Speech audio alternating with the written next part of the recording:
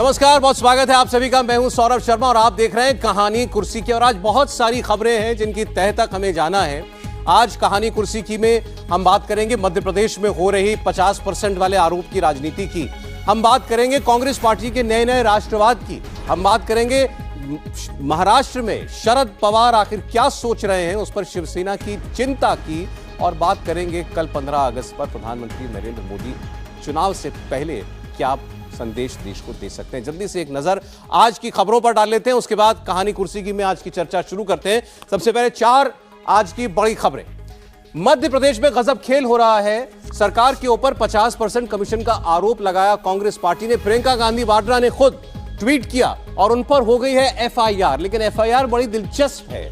FIR Priyanka Gandhi Vadra पर सीधे नहीं, उनके सोशल मीडिया अकाउंट के हैंडलर पर की गई है। तो इसमें बीजेपी बच के चल रही है या बचाव कांग्रेस को कर रहा है। बात करेंगे राहुल गांधी का राष्ट्रवाद आपने संसद में देखा। प्रधानमंत्री नरेंद्र मोदी भारतीय जनता पार्टी और उनकी सरकार को कहा कि ये गद्दार हैं, ये राष्ट्रद्रोही हैं, राष्ट्रभक्त नहीं हैं। और मल्लिकार्जुन खड़गे पार्टी के अध्यक्ष, उन्होंने बयान दिया है हमने तो पाकिस्तान के 2 टुकड़े कर दिए थे, मोदी सरकार ने तो कौवा भी नहीं मारा। तो उस पिच पर जो नरेंद्र मोदी की फेवरेट पिच है, राष्ट्रवाद सबसे मजबूत किला है, क्या उसमें इन बयानों से राहुल गांधी के नए तेवर से सेंध लग सकती है? बात होगी। शरद पवार महाराष्ट्र में इन दिनों खुद एक सस्पेंस बन गए, एक एनिग्मा बन गए हैं। क्या करना चाहते हैं शरद पवार? भतीजे अजीत पवार से लगातार मुलाकात होती है। वो मीडिया के सामने आकर शरद पवार हर बार कह देते हैं कि मुलाकात तो पारिवारिक थी। लेकिन अब खासकर उद्धव ठाकरे खासे नाराज हैं और वो पूछ रहे हैं कि आखिर शरद पवार चाहते क्या है। ये उनको खुद स्पष्ट करना पड़ेगा। महाराष्ट्र कोई मजाक नहीं है। तो शरद पवार के दिल में क्या चल रहा है और बीजेपी से क्या कोई बात हो रही है, वाकई बात करेंगे। और प्रधानमंत्री कल लाल किले से भाषण देंगे 24 से पहले। 15 अगस्त पर उनका यह भाषण, हर बार 15 अगस्त का संदेश बड़ा खास होता है, जिसमें देश के लिए एक सोच भी होती है। तो कल प्रधानमंत्री के भाषण में क्या खास हो सकता है, इस पर भी हमारी चर्चा आज चलेगी। सीधे आपका मेहमानों से परिचय हम करवा दें। प्रदीप सिंह जी हमारे साथ हैं कहानी कुर्सी की में। आज आप तक इन तमाम खबरों के पीछे की खबर बताने के लिए प्रदीप जी, बहुत स्वागत आपका। हर्षवर्धन त्रिपाठी जी हमारे साथ हैं उसकी तरह। हर्षवर्धन जी, बहुत स्वागत आपका भी। और हमारे पॉलिटिकल एडिटर देवेंद्र पराशर आज स्टूडियो में हमारे साथ हैं। देवेंद्र, आपका बहुत स्वागत है। मध्य प्रदेश की खबर की हम बात कर रहे थे। प्रियंका गांधी, कमलनाथ दोनों के ऊपर एफआईआर। आरोप यह है कि प्रियंका गांधी ने जिस चिट्ठी को आधार बनाकर मध्य प्रदेश की शिवराज सरकार पर 50% कमीशन की सरकार का इल्जाम लगाया, वो चिट्ठी फर्जी है। उस चिट्ठी में जिस आदमी का हस्ताक्षर है वो आदमी नहीं मिल रहा। उस चिट्ठी में जिस संस्था का नाम है उस नाम की कोई संस्था नहीं है। उस संस्था का जो पता लिखा हुआ है उस नाम की कोई कॉलोनी नहीं है। यह बात मुख्यमंत्री शिवराज सिंह चौहान कह चुके हैं और अब इसको लेकर एफआईआर हो गई। एफआईआर होने पर कांग्रेस आग बबूला है, क्योंकि उनकी नेता सीधे सीधे प्रियंका गांधी वाड्रा पर एफआईआर है। लेकिन उसकी बारीकी बताइए। एफआईआर इंदौर में जो की गई उसमें लिखा है कि ये शिकायत मिली है और हम ये मुकदमा दर्ज कर रहे हैं प्रियंका गांधी के सोशल मीडिया अकाउंट के हैंडलर के ऊपर। और 41 जिलों में एफआईआर हुई है, ऐसा कांग्रेस पार्टी का आरोप है। जरा इसकी पीछे भूमिका देखिए क्या बनाई गई है। कर्नाटक का चुनाव याद कीजिए, बसवराज बोम्मई की सरकार थी। उनके ऊपर कांग्रेस पार्टी ने इल्जाम लगाया कि ये 40% कमीशन सरकार है, 40% पे सीएम, उसके पोस्टर लगाए थे जगह जगह। कर्नाटक बीजेपी के हाथ से निकल गया। वजह चाहे छोटी रही हो या बड़ी, लेकिन कांग्रेस को लगता है कि भ्रष्टाचार का आरोप भाजपा के ऊपर चिपकाया जा सकता है, इसलिए मध्य प्रदेश में वही कोशिश की गई। लेकिन यहां पर शिवराज सिंह चौहान पहले से चौकन्ना थे। जिस चिट्ठी का हवाला दिया वो चिट्ठी लेकर शिवराज सिंह चौहान मीडिया के सामने आए और कहा ये फ्रॉड है, कांग्रेस पार्टी फ्रॉड कर रही है। और इस बात को घर घर पहुंचाने के लिए अब एफआईआर तक कर दी गई है सीधे प्रियंका गांधी वाड्रा के ऊपर। तो पहले एक बार देवेंद्र से ये जानना चाहेंगे, ये प्रोएक्टिव मोड है भारतीय जनता पार्टी का, लेकिन प्रियंका गांधी पर एफआईआर सीधे क्यों नहीं है? FIR social media account handle करने वाले पर है। सर, पीछे की स्ट्रेटजी देखें तो कतई ये रणनीति नहीं है कि प्रियंका गांधी को कोई जेल भेजने वाली स्थिति में डाला जाए, बल्कि सिर्फ और सिर्फ मकसद ये है कि एक तो नोटिस भेज के उनको बुलाया जाएगा और इससे फ़ायदा ये होगा कि एक जो नैरेटिव गढ़ने की कोशिश कांग्रेस पार्टी कर रही थी कर्नाटक के पैटर्न पर या मध्य प्रदेश में करेगी, उसको पहले ही एक्सपोज कर दिया जाए और थोड़ा दबाव में लेकर आया जाए।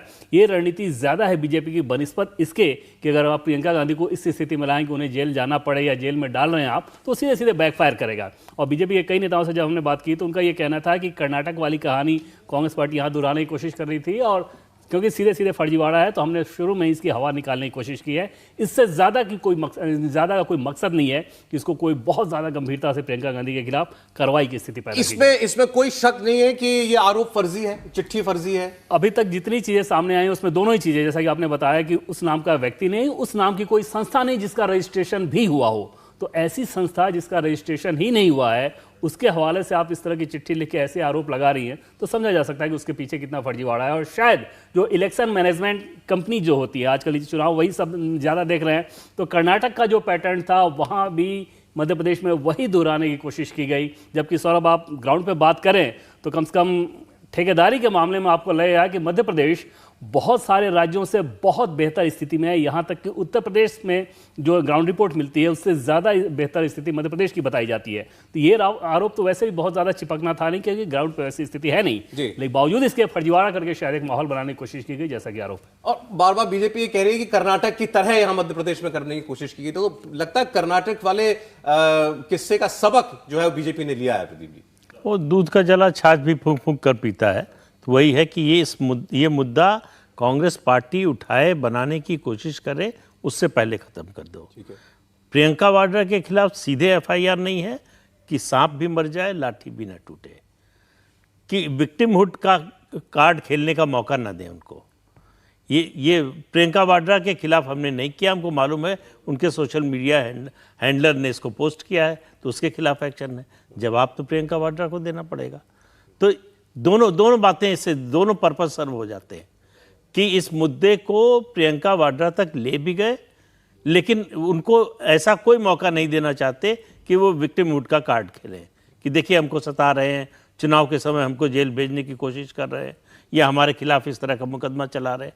ये सब कहने का मौका नहीं दिया। अब मुकदमा भी होगा तो पूछेंगे, बताइए ये ट्वीट भाई वो सोशल मीडिया हैंडलर बताए ना किसके कहने पे किया, तो जिसका नाम लेगा वो आएगा, या तो वो कहेगा कि प्रियंका वाड्रा ने तो कहा ही नहीं था, तो इसका मतलब आपके कहे बिना आपके सोशल मीडिया हैंडल से ऐसी चीज़ें पोस्ट होती हैं, तो उस पर सवाल उठता है। तो जिसने भी ये दिमाग लगाया है, मुझे लगता है कि बहुत सोच समझकर रणनीति बनाई है। ये चूहे बिल्ली का खेल लग रहा है कि हम तुमसे एक कदम आगे, फिर हमसे आगे। तो इसमें आपको फिलहाल इस आरोप पर, करप्शन के आरोप पर बीजेपी ने कर लिया बचाव अपना, लगता है? नहीं, देखिए कर्नाटक और यहाँ में अंतर है कि वहाँ एक आदमी खड़ा था, एक ठेकेदार ने आत्महत्या कर ली थी, उसकी चिट्ठी सही थी, उसकी चिट्ठी फर्जी नहीं थी। आरोप सही हो गलत हो वो अलग बात है। यहाँ चिट्ठी भी फर्जी है, आदमी कोई सामने आ नहीं रहा, या तो कोई ओन करने के लिए आता है कि हाँ हमने लिखा है और हमारा ये अनुभव है, तब उसको क्रेडिबिलिटी मिल सकती थी। लेकिन अभी न तो आदमी का पता है, न संस्था का पता है, न संस्था जिस पते पर बताई जा रही न उसका पता है। तो कुल मिलाकर ये फर्जीवाड़ा करने की कोशिश, एक मुद्दा खड़ा करने की कोशिश, जो लगता है कि वहाँ कर्नाटक का ये सक्सेस फार्मूला है, यहाँ भी अपना सकते हैं, वो होता हुआ दिखाई नहीं कर दिया। लेकिन उसको भारतीय जनता हर चीज में, एक मिनट में आ रहा हूं, ये दिलचस्पी लोगों के मन में जरूर होगी, बीजेपी ने अगर ये बारीक फर्क रखा कि सीधे प्रियंका गांधी पर आरोप नहीं, उनके ट्विटर हैंडल को चलाने वाले पर आरोप, आजकल एक्स कहने लगे ट्विटर को, एक्स हैंडल चलाने वाले के ऊपर आरोप, ये नेताओं की क्या वाकई हैंडलर होते हैं, हैंडल चलाने वाले लोग होते हैं? लगभग तकरीबन सारे के सारे केसेस सौरभ आपको वैसे ही दिखेंगे कि नेताओं के पीछे एक टीम होती है, और कुछ नेता जो बहुत ज़्यादा समझदार हैं या बहुत ज़्यादा इसको तय करना चाहते हैं, उनके तरफ से एक निर्देश रहता है कि आप ट्वीट करने से पहले हमारे पास टेक्स्ट भेजेंगे। लेकिन आमतौर पे नेताओं की तरफ से ये इंस्ट्रक्शन नहीं होता, उनके पीछे एक प्रोफेशनल्स की टीम होती है सौरभ, और लगभग मतलब बड़े लेवल से लेकर नीचे के लेवल तक आप देखें तो ये काम ऐसे ही चलता है। बस देश में कुछ ही नेता ऐसे होंगे जो कि अपनी तरफ से कंटेंट देते हैं, अपनी तरफ से सहमति देते हैं, उसके बाद उसको ट्वीट पे जाने देते हैं। हर्षवर्धन जी, मध्य प्रदेश की लड़ाई, ये तो एक एस्पेक्ट है उसका कि आप बीजेपी को भ्रष्टाचार पर घेरना चाहते हैं, लेकिन अदरवाइज बीजेपी चुनाव के अब 3-4 महीने पहले इस वक्त आपको कहां खड़ा दिखाई दे रहा है? देखिए सौरभ जी, बीजेपी के लिए ये चुनाव, सबसे पहले तो मैं ये बात जरूर कहूंगा कि ये एफआईआर राजनीति में करना कराना ये कोई बहुत अच्छी परंपरा शुरुआत नहीं है, लेकिन ये शुरुआत नहीं है, ये लगातार होता रहा है। जिस राज्य में जिसकी सरकार होती है, अगर उसको लगता है कि कोई ऐसा एक मसला मिल जाए जिसपे हम एफआईआर करा सकते हैं तो वो करा दें। मध्य प्रदेश में मामला थोड़ा सा अलग है और इसको देश के लोगों को समझना चाहिए कि एक उच्च न्यायालय के मुख्य न्यायाधीश को लिखी चिट्ठी का हवाला देते हुए बात कही गई। नेता कभी भी आरोप लगा सकता है, कोई भी नेता कहेगा कि भाई ये भ्रष्टाचारी हैं, इन्होंने घूस खाई है, तो ये सब खूब चलता है, मंचों से लोग भाषण करते हैं। लेकिन जब आप कहते हैं कि उच्च न्यायालय के मुख्य न्यायाधीश को एक चिट्ठी लिखी गई है और वो चिट्ठी फर्जी निकलती है तो एफआईआर का मसला बनता है। लेकिन भैया एफआईआर एक होनी चाहिए ना, 41 एफआईआर से क्या हासिल होगा? तो एक एफआईआर होनी चाहिए थी, उस पर जांच होनी चाहिए और जहां से ओरिजिनेट हुआ है उसको पकड़ा जाना चाहिए। लेकिन शायद जो जिसको कहते हैं ना कि कर्नाटक में जो कुछ हुआ जरा सा ना होने पाए, और मामा जी वैसे भी प्रोएक्टिव हैं।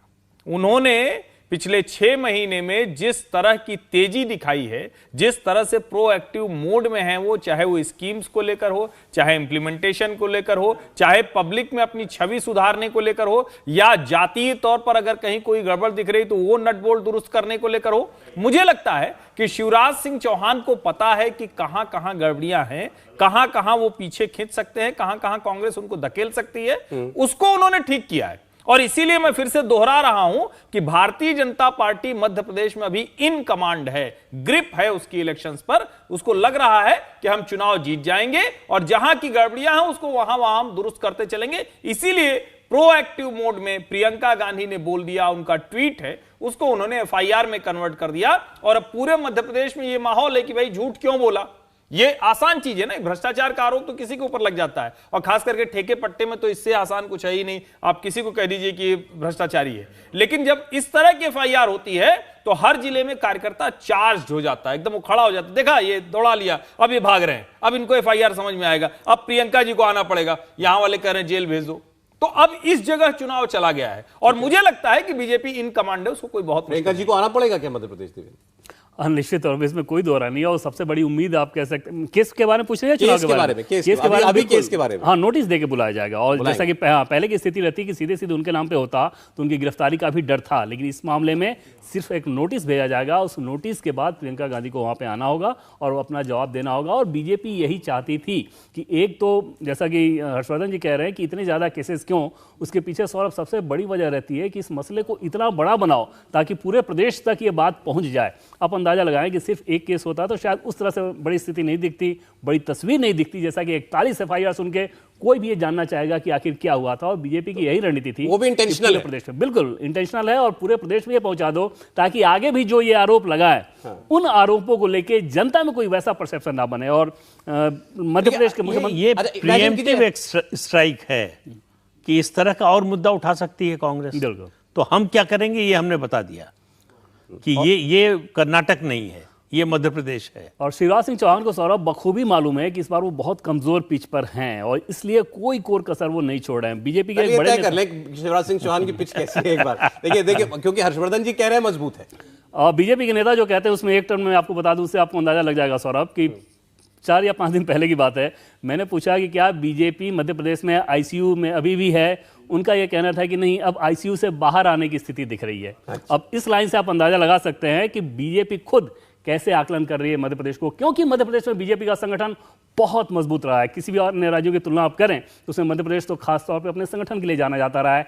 ऐसे में ये लोग उम्मीद जता रहे हैं कि जैसे जैसे अमित शाह का दौरा शुरू होगा, प्रधानमंत्री दौरा शुरू हो चुका है, इनफैक्ट प्रधानमंत्री जाना शुरू करेंगे, उसके बाद चीज़ें और बेहतर होंगी। लेकिन किसी भी बीजेपी नेता को यह भ्रम नहीं है कि मध्य प्रदेश में उसकी स्थिति बहुत कमजोर है और उसके पीछे सिर्फ और सिर्फ एक फैक्टर है, शिवराज सिंह चौहान को लेकर जो एक फटीग हो गया है। उसमें कोई कमी आपको नजर नहीं आएगी, पूछिएगा कि कौन सी गलती उन्होंने की, कोई बताने की स्थिति में नहीं रहेगा। लेकिन कार्यकर्ता भी एक तरह से थक चुके हैं। उन कार्यकर्ताओं के अंदर जोश भरना फिलहाल अमित शाह की प्रायोरिटी दिख रही है। ये टीम पर भी बात करनी चाहिए, आप उस पर कुछ जोड़ना चाह रहे हैं? फिर मैं समझ नहीं, इसमें मैं एक और याद दिला दूं, देखिए वहां भारतीय जनता पार्टी कितनी प्रोएक्टिव है। अभी दिग्विजय सिंह ने एक बयान दिया था, बयान क्या दिया था वो भी उन्होंने ट्वीट किया था, और उन्होंने संघ के ऊपर, संघ के द्वितीय सरसंघ चालक के हवाले से एक बेहद आपत्तिजनक टिप्पणी, आदिवासियों को और अनुसूचित जनजाति के लोगों को, उस अनुसूचित जाति और जनजाति के लोगों को, उस पर भी इंदौर में एफआईआर हुई है और दिग्विजय सिंह अब बता नहीं पा रहे हैं, उसका जवाब नहीं दे पा रहे हैं। तो दरअसल ये जो रणनीति है ना कि जिसको हम लोग कहते हैं ना कि तड़ी लगाई और भाग गए, लड़ने के लिए नहीं लेकिन बस या प्रधानमंत्री ने संसद में कहा ना, अब सुनेंगे नहीं जब कांग्रेस ने गाली दो भाग तो जाओ। दरअसल अब क्या है ना कि अब भारतीय जनता पार्टी देशज में कहे तो वो अगर तड़ी मारने आ रहे हैं तो दौड़ा ले रहे हैं, तो वो भाग रहे हैं। एक तो ये इंटरेस्टिंग बात अंदाज क्योंकि कर्नाटक से जुड़ा हुआ मामला हमने चर्चा की कि वहां का एक्सपेरिमेंट एमपी में करना चाह रही है।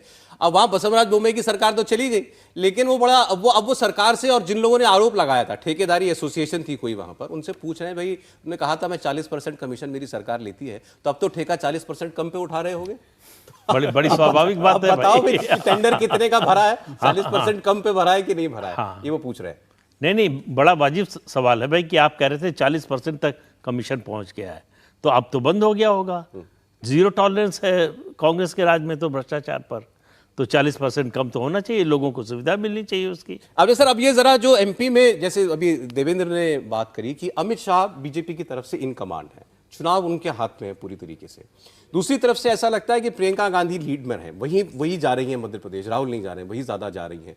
उनकी टीम भी बड़ी क्लियर कट वहां बनी हुई दिखाई देती है। वो है सुरजेवाला को सीनियर ऑब्जर्वर वहां पर बना दिया गया है, सुनील कानूनगोलो जो इलेक्शन स्ट्रेटेजिस्ट है कर्नाटक में भी साथ थे, वहां पर भी इनके साथ है। इसको फिर से जोड़ दीजिए कि जो वहां इलेक्शन स्ट्रेटेजिस्ट थे जिन्होंने पेसीएम 40% का काम किया था, वही मध्य प्रदेश में कर रहे हैं। ये जनता को भी ध्यान में रहे, तो इससे समझ में आएगा कि ये कितना फर्जीवाड़ा है, कितनी हवाई चिट्ठी है। उसका आदमी मिलेगा नहीं, चुनाव बीत जाएगा। कानूनगोलो साहब की तो खैर तस्वीर भी हमने नहीं देखी आज तक। और कांग्रेस पार्टी में पढ़ रहा था कहीं, कांग्रेस पार्टी के लोग ये कहते हैं कि उनकी सबसे अच्छी बात यह है कि वो इतने लो प्रोफाइल हैं कि आप हमें उनकी तस्वीर निकाल के दिखा दीजिए। एक बार किसी ने कोशिश की थी तो उनके भाई की तस्वीर दिखा दी थी, उनकी तस्वीर नहीं निकाली। ये एक समय बीजेपी के लिए काम करते थे। ये भी अमित शाह का प्रेशर काम का इतना था कि उसकी वजह से छोड़ के चले गए।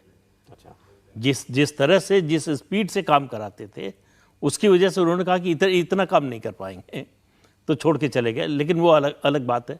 फिर तमिलनाडु की में डीएमके के लिए काम किया और फिर कांग्रेस। ये जो दो टीमें दिख रही हैं, इसकी बात मैं आपसे करना चाहिए। एक तरफ अमित शाह, शिवराज सिंह चौहान, भूपेंद्र यादव, दूसरी तरफ प्रियंका गांधी, सुरजेवाला, कानूनगोलो। मध्य प्रदेश में बीजेपी की जो समस्या थी, जो मुख्यमंत्री पद के दावेदार थे उनकी, कि शिवराज सिंह चौहान की स्थिति खराब है और उनको ये था कि हाईकमांड जो है उनके समर्थन में नहीं है, बदलना चाहता है। इसलिए जो है लड़ाई चल रही थी, इसलिए लगता था कि बीजेपी की स्थिति बड़ी खराब है। बीजेपी की स्थिति बिल्कुल खराब नहीं है। 15 साल की एंटी इनकम्बेंसी के बाद बीजेपी का वोट शेयर कम नहीं हुआ था कांग्रेस से 2018 में। जी, 8-9 सीटें कम हो गई, 7 या 9 सीटें कम हो गई थी। और उसके बाद से जब से सरकार बनी है, बीजेपी ने गेन किया है। एक कंपैरिजन के लिए कमलनाथ की सरकार 1.25 साल की वो हो गया है। दूसरा, प्रियंका के इतना प्रोएक्टिव होने से कमलनाथ के खेमे में परेशानी है उनका कि 5 साल हमने जो है मेहनत की और क्रेडिट जाएगा सारा जो है प्रियंका। उनका स्टॉक डाउन होता जा रहा है। इंडिया टीवी हर वक्त हर जगह डाउनलोड करने के लिए सर्च करें India TV news Google play store या ऐप स्टोर पर।